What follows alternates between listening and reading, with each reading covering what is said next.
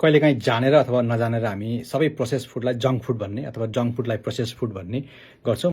एकैछिन कुरा गरौँ है त, जङ्क फुड के हो, प्रोसेस फुड के हो र नेचुरल फुड के हो भन्ने बारेमा। खानेकुरालाई पखाल्ने, छान्ने, छुट्याउने, पिस्ने अथवा भुट्ने अनि धुलो पारेर विभिन्न आकार बनाउने अथवा त्यसलाई बेक गर्ने अनि कीटाणुहरू नष्ट हुने गरी खानेकुरा पकाउने यी सबै प्रशोधनका क्रियाकलापहरू हुन् र यसरी बनेका खानेकुराहरू प्रोसेस फुड अर्थात् प्रशोधित खानेकुराहरू हुन्। पछिल्लो समयमा जङ्क फुड धेरै पपुलर छ।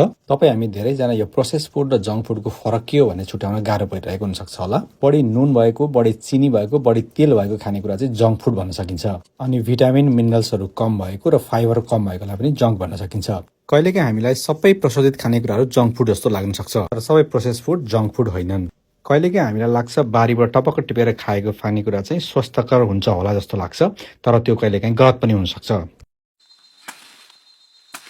कतिपय अवस्थामा खानेकुरा हार्भेस्ट गर्ने टाइममा खानेकुरामा कीटाणु हुनसक्छ बाहिरको इन्भाइरोमेन्टमा, त्यसकारण ती कीटाणुहरू पर्याप्त मात्रामा मर्नुपर्छ। उदाहरणको लागि दुध, अन्डा, माछा, मासु हामीले पकाएर खानु जरुरी हुन्छ।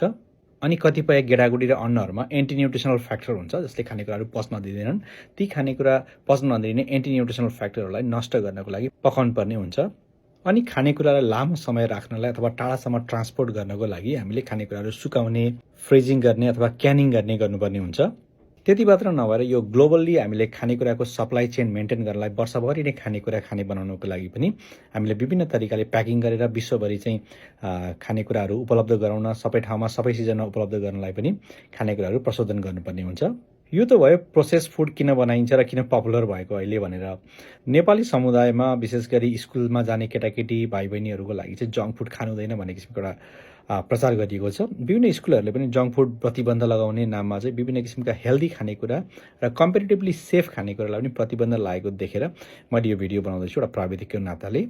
यहाँ मैले भन्न खोजेको कुरा के भन्दाखेरि यो खानेकुरा प्रोसेस खानेकुरा अथवा जङ्क फुड भनेर जसलाई हामीले भनिरहेका छौँ, त्यो जङ्क फुड नखाएर बच्चाले के खान्छन् त स्कुलमा? एउटा क्वेसन आउँछ, के हामी बारीको फलफुल लगेर सिधा लगेर हामी उपलब्ध गर्न सक्छौँ भने यस द्याट्स फाइन, पखालेर सफा गरेर खानेकुरा खान दिन सक्छौँ, स्वच्छ खानेकुरा भने। नत्र उनीहरूले बजारमा चाहिँ तपाईँले घरमा बनाएर दिएको अथवा कुनै उद्योगले उत्पादन गरेको प्याकेजिङ गरेको खानेकुराहरू नदिएर बाहिरको खुला केही किनेर खायो भने त्यो अझै खराब भयो। त्यसकारण यो जङ्क फुडको चाहिँ अलिकति रिडिफाइन गर्नुपर्ने देख्छु म। प्याकेटमा भएका पाउरोटी, बिस्कुट, जुस, चाउचाउहरू भयो, यी खानेकुराहरूलाई जङ्क फुड भनेर प्रचार गरिएको छ।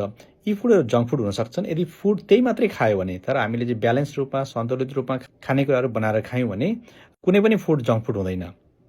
यो खाने तरिका हो। जङ्क फुड भनेको म चाहिँ खाने तरिका भन्छु। तपाईँले स्वस्थ भनेको खानेकुरा पनि त्यही मात्रै खानुभयो भने तपाईँको स्वास्थ्यको लागि हानिकारक हुनसक्छ।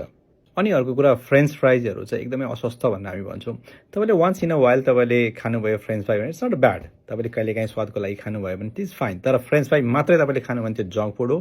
हाई फ्याट छ त्यसमा, अत्याधिक फ्याट छ, त्यो चाहिँ जङ्क फुड हो।